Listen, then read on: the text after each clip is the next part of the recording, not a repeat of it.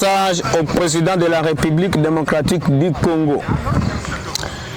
Excellence, Monsieur le Président Félix Antoine Tshisekedi Tshilombo. Les élections de 2023 dans notre pays s'approchent à grands pas. Nous, Congolais de la diaspora, suivons avec tout intérêt tout ce qui se passe dans notre pays. Les assassinats, les guerres interminables, le pillage de nos minéraux, les viols de nos mamans et sœurs, les injustices, l'absence d'état de droit dans plusieurs coins de notre pays, les corruptions à grande échelle, les détournements et d'autres atrocités dont subissent nos frères ne nous laissent pas indifférents. Les Congolais ont perdu confiance à leurs dirigeants. Excellence, nous avions de l'espoir quand vous avez pris le pouvoir. Un président ici de l'opposition, mais hélas, nous vivons le pire de notre histoire.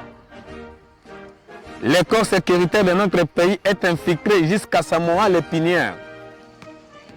Nos voisins s'emparent de nos territoires sans être inquiétés. Bien sûr, nous ne pouvons pas vous pointer les doigts, mais après 5 ans de votre premier mandat, vous n'avez pas réussi à assainir ce secteur, vous, garant de la nation. Alors, de qui viendra le salut des peuples congolais? Ailleurs, la politique aide le pays à se développer, à relever la vie de ses citoyens. Dans notre pays, la politique contribue à sa destruction. Elle est devenue un secteur où tout le monde devait aller s'enrichir au détriment de l'aspiration du peuple.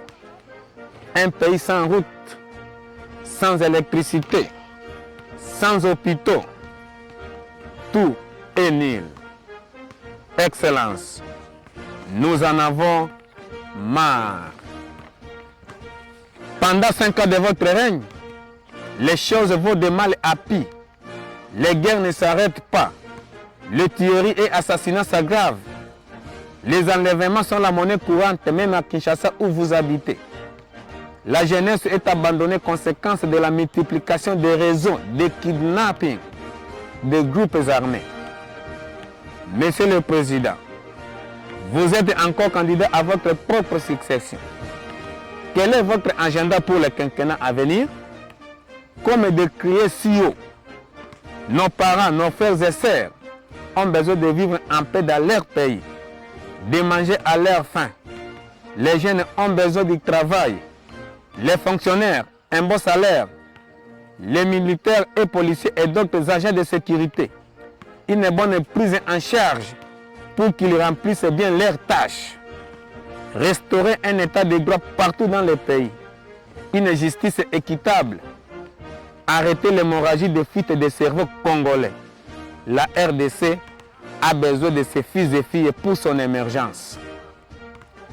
Excellence, le Congolais est un peuple pacifique, masse entouré par les vautours, qui sont ses voisins, qui se laissent duper par les Occidentaux en complicité avec certains de ses frères et sœurs. Malheureusement, méfiez-vous-en des soi-disant amis de la RDC.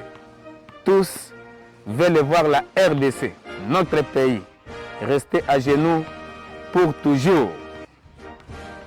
Excellence, comment vous vous sentez quand seulement un groupe de personnes se réjouissent de la richesse du pays et la majorité croupissent dans la misère incommensurable?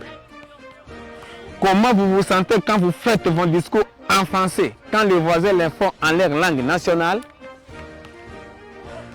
Excellence, nous, Congolais de la diaspora, vous recommandons de faire vos discours dans nos langues nationales, même en tour de rôle, selon les circonstances. Cela permettra aux Congolais, habitant les milieux les plus profonds, de vous suivre avec intérêt.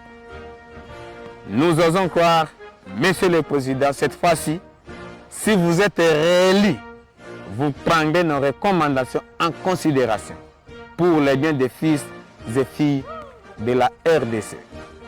Fait aux États-Unis d'Amérique, dans la province de New York, territoire de Buffalo, pour la diaspora congolaise. Omar Binduku Obi, Mwalimu.